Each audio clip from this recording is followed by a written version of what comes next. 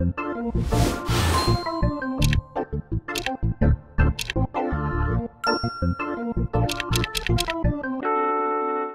a part of our healing process, we wanted to start looking at different types of programs or activities that might help the students in restoring the learning community.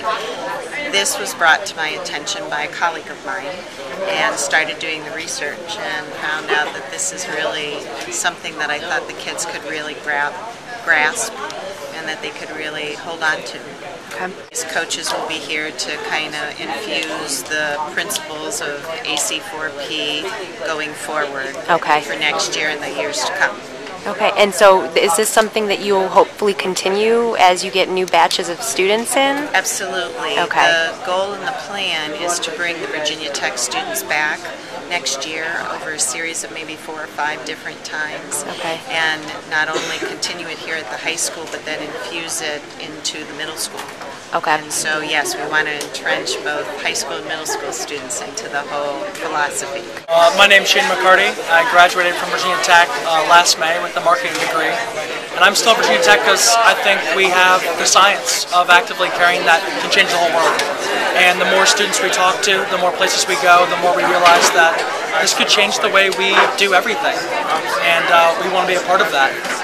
I was one of the few students with Dr. Geller in the aftermath of April 16th that wanted to create a stronger culture, create a community at Virginia Tech that was sustainable and would last, and I think that's what we've been doing. And to spread our Virginia Tech community with the world has been a really powerful thing. And we came here today to learn from you all, because here in Chardon you all showed the world what it means to actively care. And I think if the world saw Virginia Tech in Chardon community and modeled that everywhere, we'd be in a culture where everyone cares all the time. And that's what it's all about.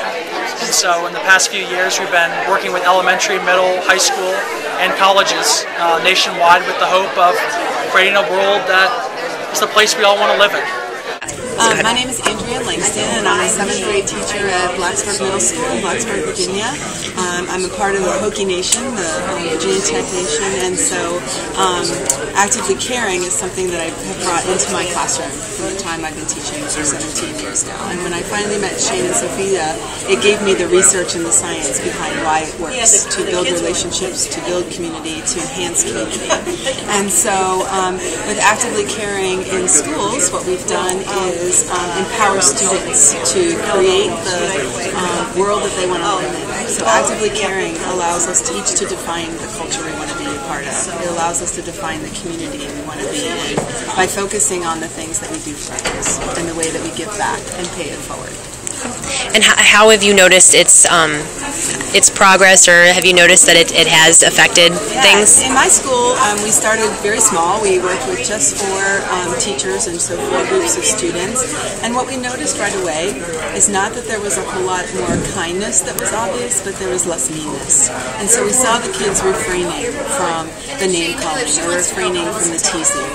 Dr. Geller, who founded Actively Caring 20 years ago, had been using this in terms of keeping people safe.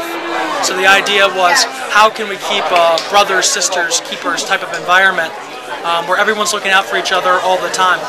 And basically those principles that he's learned that exist from psychology have been brought to life. And so these 5 person states, choice, competence, community, self-esteem, and optimism, that if we can raise these states in people, they're more likely to actively care. And so the idea is, if everyone felt a sense of community, if everyone had choice in what they do, if I felt good about myself, if I felt like the work I do is worthwhile, and I was optimistic about the future, we would have a more compassionate world. And so what we spent today working on is talking about these 5 states, and what are the things that people already do that is actively caring, that increases your self-esteem, that increases your optimism, and so forth. And what are the strategies that we can come up with together that would create a stronger community here and everywhere?